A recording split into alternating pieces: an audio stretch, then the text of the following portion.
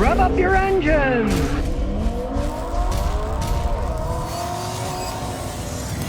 Well, Honda's going to jump into the electric vehicle pit, as far as I'm concerned. Their first electric SUV is going to be called the Prologue. They say that it's going to go for sale in the United States and Canada starting in 2024. So that's 3 years from now. They're kind of waiting. And they also say that they're going to completely electrify their lineup by 2040. Okay. 2040 is a long time from now. 19 years from now. Who knows what's going to be happening 19 years from now? And Honda isn't even going to be putting all that much money because they're co-developing their stuff with General Motors and their Ultium battery packs. So they're going to be sharing a lot of technology. They're not throwing all their money into it. Kind of a smart move if you ask me. Turns out that the interiors and exteriors are going to be designed by Honda, but the drivetrain is going to be engineered by GM, and that's going to support what Honda gives them for the body and stuff. So in other words, it's one of those skateboard type platforms work. The electric part, the motors, batteries, and everything is going to be GM, and then the body's going to be Honda. So basically, all the research and development GM's going to be paying for, and then Honda's just going to throw a body on top of it. The first Honda bigger vehicles were actually just rebadged Isuzus. They were made in Isuzu, and they just put a Honda nameplate on the things, you know. That didn't work out all that well either, so who knows what'll happen with this. It's not going to be for years anyway. Honda's very limited with electric vehicles. Recently, they discontinued their Clarity electric vehicle. They're not making it anymore. Who knows what's going to work? If there's money involved, hey, let's lay back. We'll do it by 2040, huh? Well, it's a sad day for Camaro owners. Chevy Camaro sales were the lowest first quarter results in a decade. Realize sports cars are not that popular anymore. 2018, they only sold 11,792 of them. 2021, they sold 7,089. They're not that popular anymore. It's an image that people have, but they don't sell that many of them. In terms of business, it means almost nothing because hardly anybody buys them. That's just the past. A lot of people are living in the past when it comes to cars, so that's what they think about. But it's not that big of a deal. They don't sell that many of them. They're just not that popular anymore. They haven't been for quite some time. Kids want to zoom around them and stuff, but they don't sell that many of these things. It doesn't mean that much to them. Why do you think Toyota doesn't make their own sports cars and sells BMWs and Subarus as Toyota sports cars? Because there's no profit in making them. So they'll just let somebody else build it, put their name on it, say, oh, here's our Supra, you know, Toyota 86. They're not that popular anymore. It's more an image thing than anything else. And of course, I say, oh, it's the muscle car. It's fast. It's this, that. They don't sell that many of those things. So it really doesn't matter in the long scheme of things because they're not all that popular anymore. So maybe sad, but they'll probably end up stop making them. Stop making all kinds of cars that are just sports cars that people don't buy. It's a capitalist economy.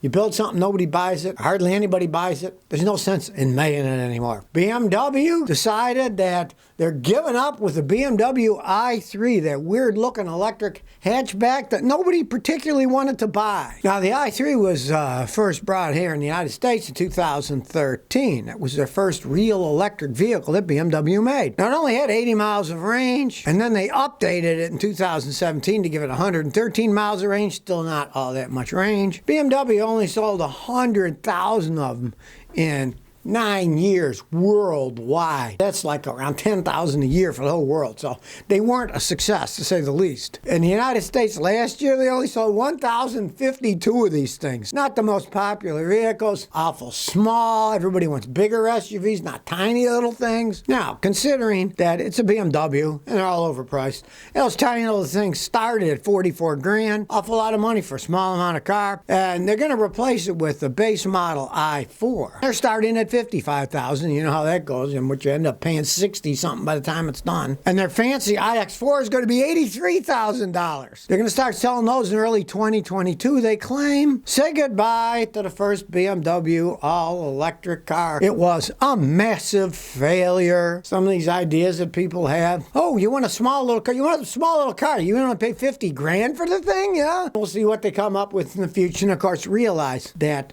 BMW's going in China too. They have a Chinese-made iX3, which they're not importing to the United States yet. But like everybody else, they're going to China where they can make the things cheaper. Then they can't brag about German quality anymore. They're stretching the name out as far as they possibly can. A lot of these Jaguars, they're made in China, you know, and they're using the Jaguar name. Yeah, they're made in China. But they're using that name, stretching it out, stretching it out. Volvos, they're made in China now, a whole bunch of them. They're stretching that name out too. Eventually, names will mean nothing other than something, a glimmer of the past. Oh, I remember those cars.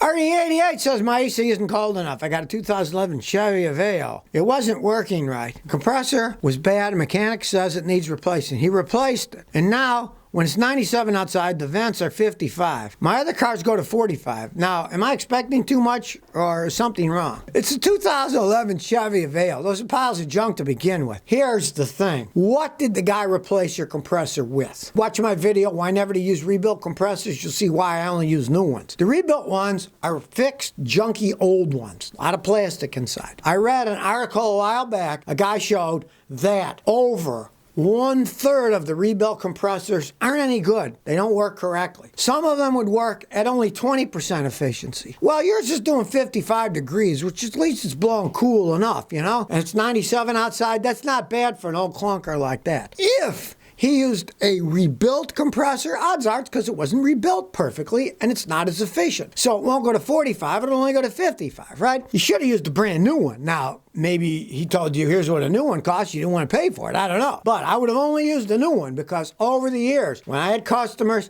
they said, well, I can't afford it. I'll say, tell you what, you buy a rebuilt one. I install it. I guarantee you I install it right. I'm not going to guarantee how cold it blows because those rebuilt ones don't work all that well. And when they did buy the rebuilt ones, lo and behold, they'd be 55, 60 degrees coldest. The ones I put brand new compressors on, they get down to sometimes 38, 40 degrees in the heat and humidity of Houston. You got to realize, don't use rebuilt. But that's an old car. I'd still be happy with 55 and let it lie. Those things only last so long. They're junky little cars. I don't know where they made them. I think they made them in Asia somewhere. They're not really Chevys. The quality's not there, but always use a new compressor. Don't use a rebuilt. The rebuilt ones generally don't work all that well. Smelly Millard said, should I move on from my CVT Altima? I got a 2012 with 53,000 miles of CVT. I read about the tranny problems. Should I hang on to the car or not? I think something's already affecting it because it doesn't move when I go in reverse. I have to give it a lot of pressure to get it going. Yes, move on as soon as you can. Now, you only got 53,000 miles. You might find some fool that's going to buy that, or maybe CarMax or somebody will buy it from you. If you can get good money, get it now and move on because that thing is going to go out. It's beginning to go out. Before you put it in reverse and just went, now you got to give it some gas. That means the internals of the CVT are starting to go out. Those are crap mobiles. 2012 Jatco CVT transmissions, some of the worst transmissions ever made on the planet. Get rid of it soon. To replace that thing is going to cost you $3,000 to $5,000 or maybe even more. So get rid of it now while you can. I had a customer who took it to one of those places like Carvana, CarMax, and they got decent money for it, and then they just left and got something else. Don't buy a Jatco transmission car. That's my advice, and those are all Jatco because Nissan owns Jatco. Corella Best 04 says, my 2011 Nissan Quest overheated. I was out of town. I took it to a shop. They said the radiator leak and the head gasket may be breached. He said, I could just replace the radiator, might be below the head gasket. It could be fine. It's 50-50. What should I do? Here's what you should do. Your radiator's leaking. So you got to replace it, right? Replace the radiator. Then have the guy check the head gasket. Watch my video, How to Tell If Your Head Gasket is Blown, Scotty. Watch that on YouTube. Simple test. Any mechanic should have that equipment. If they don't, go to a local auto parts store. You can usually buy a head gasket leak test kit for like $40 and hand it to the guy and say, test it. And if the blue liquid stays blue, it's not blown. If it turns yellow, it's blown and you're going to have to replace the head gasket. Test, don't guess. And if this guy's saying 50-50, I'd go to a different mechanic. One is going to test the stuff out in the first place. If you really overheated it bad, it could have damaged the head gasket.